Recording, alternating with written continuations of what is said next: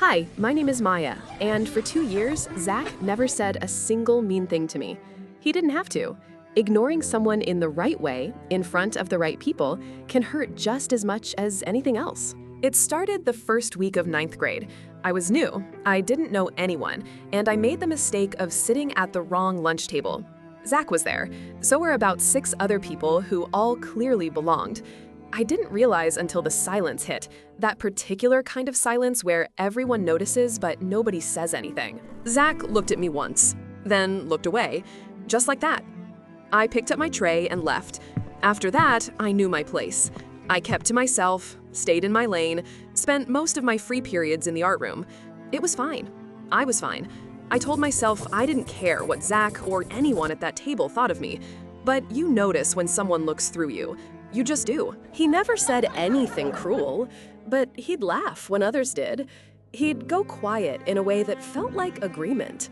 Once, in history class, a girl named Sasha read my essay out loud in a mocking voice, and the whole class laughed. I stared at my desk. I didn't look at Zack, but I felt him, sitting 2 rows over, saying nothing. Saying nothing was enough. Months passed. I got used to it the way you get used to a bruise. You stop pressing it, but you never forget it's there. Tola, my best friend, told me to just ignore them. I was good at that by then. Then came the day everything shifted. It was a Thursday. We were in the middle of a group presentation in English. My group, not Zack's. I'd done most of the work, which everyone knew, and when it went well, our teacher praised the whole group equally. That should have been fine. Except afterward, in the hallway, one of the guys from my group, loud, confident, the kind who always had an audience, started telling people that I'd barely contributed, that he'd basically carried it. People believed him. Of course they did. It spread fast, the way those things do. By the end of the day, I was getting looks. Someone said something under their breath as I passed. I kept walking. I was good at that too. Then I heard Zack's voice. That's not what happened. I stopped. He was leaning against the lockers, arms crossed, looking directly at the guy who'd been talking. His friends were right there. The whole hallway was right there. She did the work, he said. Everyone in that class saw it, so stop. Just like that. No build-up, no drama. Just stop. The guy laughed it off and walked away. People drifted. The hallway went back to normal. I stood there for a second too long. Zack glanced at me, just once, and then looked away, like it was nothing. Like he hadn't just said the one thing nobody else had bothered to say in 2 years. I didn't say thank you. I didn't say anything. I just walked to the art room and sat down in front of a blank canvas for 40 minutes without painting a single stroke. Tola texted me that night. She'd heard what happened.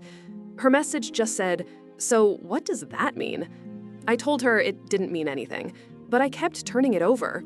Not in a grateful way, more like a confused way. Like finding something in a pocket you don't remember putting there. Why that moment? Why him?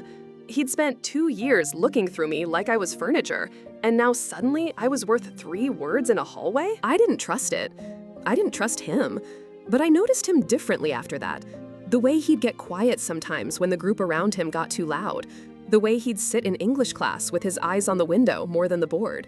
The way he showed up to the art room one afternoon, alone, and stood in the doorway like he wasn't sure he was allowed in. I didn't invite him in, but I didn't tell him to leave either. He sat down at the far end of the room and looked at the pieces on the wall without saying anything. After a while, he asked who made the one near the window. I said I did. He nodded slowly, didn't say it was good, didn't say anything really. Just looked at it for a long time, like he was trying to figure something out. When he left, he said, "See you around, Maya." It was the first time he'd ever said my name. I don't know what we are now. Not friends, not whatever we were before either. Something in between that doesn't have a name yet. Sometimes in English class, I catch him looking over. He always looks away first, and I tell myself it doesn't mean anything. I'm just not sure I believe that anymore.